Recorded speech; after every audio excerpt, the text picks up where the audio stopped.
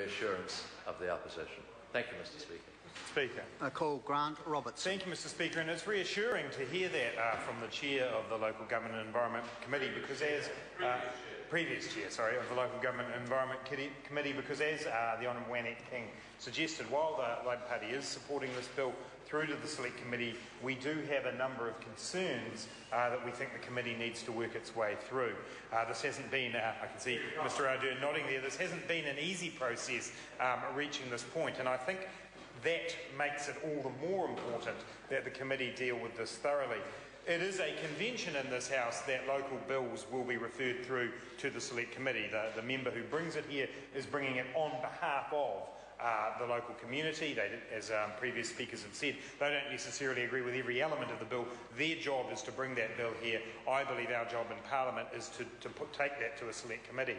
But in doing so, we have to recognise that sometimes local authorities don't always agree unanimously on things. And I know that when this was one of the 4 occasions on which this matter was before the South Taranaki District Council in 2010, the vote was 6-4 for this to be a local bill, to become a local bill.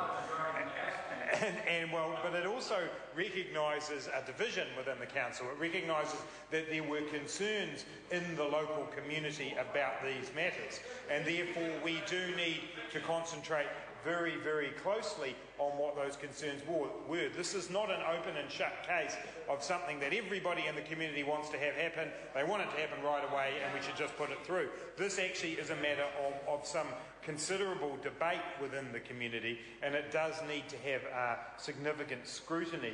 It's been mentioned by Chester Borrows at the start that IRD and the Ministry of Health have issues.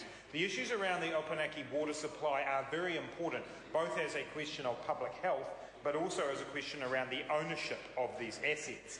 And this does look a little bit like an asset sale bill in some ways, and that raises great big red flags on this side of the House, that if there are going to be divesting of it, we have a blue flag if you want, Mr. Henare, whatever flag you have, it will be raised in response to what looks like the divestment, that's a fancy word for the sale of an asset, or getting rid of an asset. There's no sale, that's true, getting rid of the asset from the council to a private company that was set up to do only this, to actually take control of this particular asset. So we do have concerns about that. The Honourable Annette King has outlined in some detail the importance of looking closely at the overriding of the Local Government Act 2002. We think that is a serious issue. Public ownership of water is vital. Water is a commodity that everybody needs in our communities, and any sense of it moving into private hands is something we regard as being looking at very, very closely, and in fact goes against the principles that we have.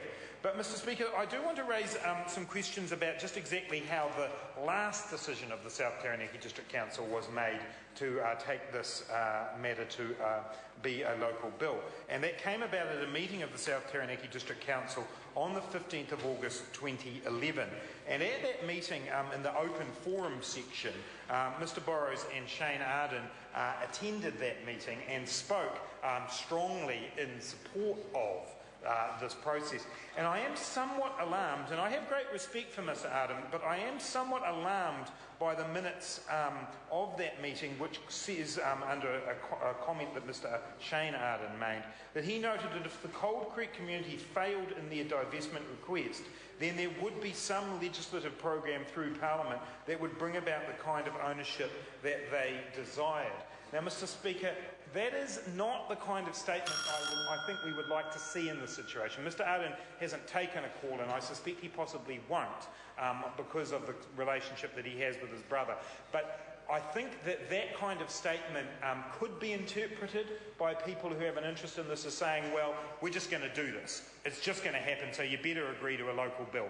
That's the reason why we think this needs a thorough scrutiny by the Select Committee, to be absolutely sure that this is something that's in the best interest of the local community, that it is not just come here because of pressure being applied by people in this process. We want a thorough examination of this bill. We have significant concerns about it, Mr. Speaker, both around health issues, around the ownership of water, and around how this decision came to be here. And our continued support for the bill is not guaranteed beyond the committee until we go through that process. I call Holly Walker. Thank you, Mr Speaker. I'm pleased to take a call on the South Taranaki District Council Cold Creek Rural Water Supply Bill on behalf of my